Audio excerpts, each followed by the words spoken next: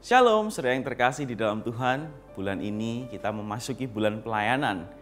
Apa yang akan kita bahas di dalam khotbah, di dalam temu doa, dan di dalam pesan pastoral ini adalah seputar pelayanan.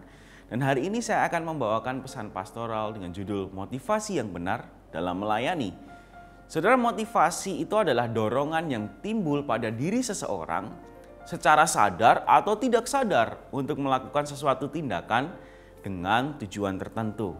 Sebagai orang tua misalnya, ketika kita mendidik anak, kita punya motivasi yang tentu menyertai kita, bukan? Kita ingin anak kita menjadi orang yang berhasil. Sebagai seorang anak, ketika kita berbakti kepada orang tua kita, ada motivasi yang menyertainya. Kita ingin menyenangkan hati orang tua kita. Sebagai pelajar dan mahasiswa, ketika kita belajar dan melakukan studi kita, tentu kita memiliki motivasi untuk kemudian berhasil.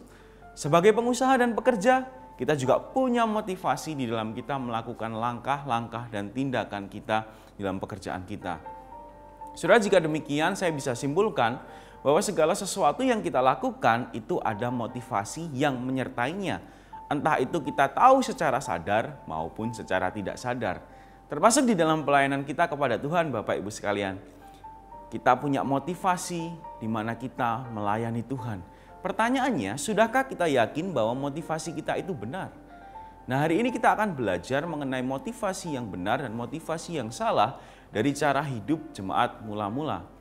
Saudara, dalam Kisah Para Rasul 2 ayat yang ke-46 dikatakan demikian. Dengan bertekun dan dengan sehati mereka berkumpul tiap-tiap hari dalam bait Allah. Mereka memecahkan roti di rumah masing-masing secara bergilir dan makan bersama-sama dengan gembira dan tulus hati. Bapak Ibu nanti bisa membaca keseluruhan bagian ini. Pada waktu itu, mereka itu sedang on fire di dalam kasihnya kepada Tuhan dan kepada sesama.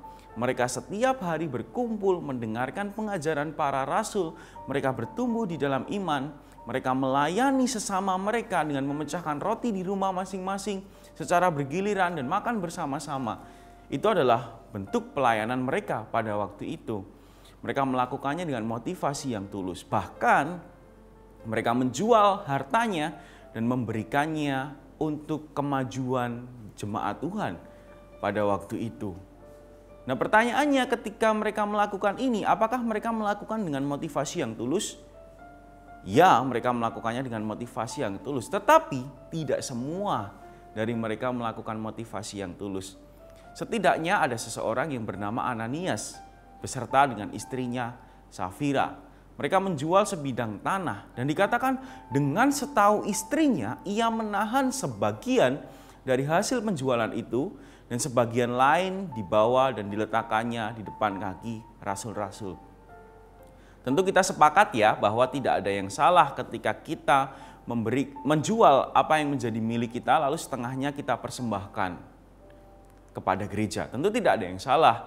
Yang salah di dalam bagian ini adalah ketika mereka hanya memberi setengah saja, mereka sudah bilang mereka memberi semuanya. Mereka berbohong, Bapak Ibu. Mereka cuma beri setengah, tapi mereka bilang kepada para rasul bahwa mereka memberikan semuanya dari hasil penjualan tanah itu. Tentu kebohongan yang mereka lakukan ini bukan tanpa dasar, bukan? Ada motivasi yang kemudian menyertai kebohongan mereka.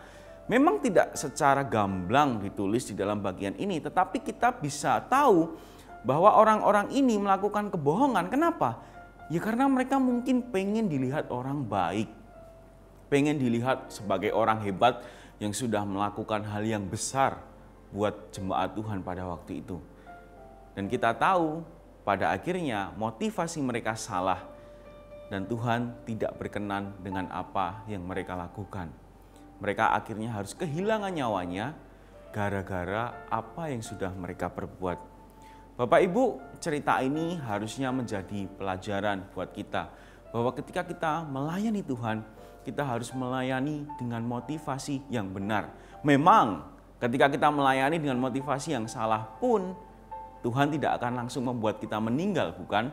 Tetapi prinsipnya ketika kita melayani dengan motivasi yang salah, kita melayani karena ingin dilihat baik, kita melayani karena ingin dilihat hebat, kita melayani karena ingin menyenangkan diri kita sendiri, Tuhan tidak berkenan dengan hal itu. Tuhan tidak berkenan dengan pelayanan kita jika dilakukan dengan motivasi yang salah. Bapak Ibu, mari menyelidiki hati kita masing-masing. Sudahkah kita melayani Tuhan saat ini di bagian kita masing-masing dengan motivasi yang sungguh-sungguh mau menyenangkan Tuhan dan untuk mengasihi sesama? Saudara, pelayanan itu bukan berbicara tentang seberapa besar, tetapi kita berbicara tentang seberapa benar motivasi kita di dalam melayani. Pelayanan juga tidak melulu berbicara tentang seberapa bagus, melainkan seberapa tulus kita melayani Tuhan. Percuma Bapak Ibu, kita melakukan begitu banyak pelayanan, tetapi kita melakukannya dengan motivasi yang tidak berkenan. Kiranya hari ini kita boleh sama-sama diingatkan, kita boleh sama-sama introspeksi diri kita, dan kemudian kita kembali melayani Tuhan dengan motivasi hati yang benar, yaitu motivasi yang sungguh-sungguh ingin menyenangkan nama Tuhan, menyukakan Tuhan, dan memuliakan Dia. Tuhan Yesus memberkati kita semua.